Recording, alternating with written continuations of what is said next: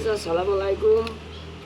আমরা আজকে পাবদা মাছ আজ রান্না করব।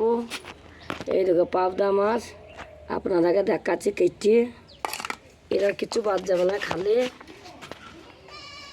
একটা এইটা বাদ যাবে খালি।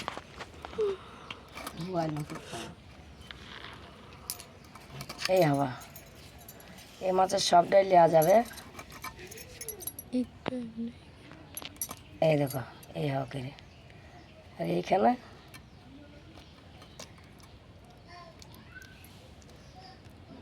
এই হওয়া করে বেঁচেছিল মাছটা, সব মাছটা খুব নরম এই মাছ।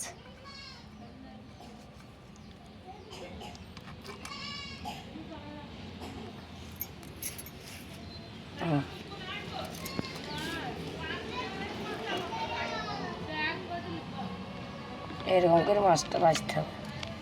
সব মাছগুলো আমি এইভাবে বেঁচে নেব।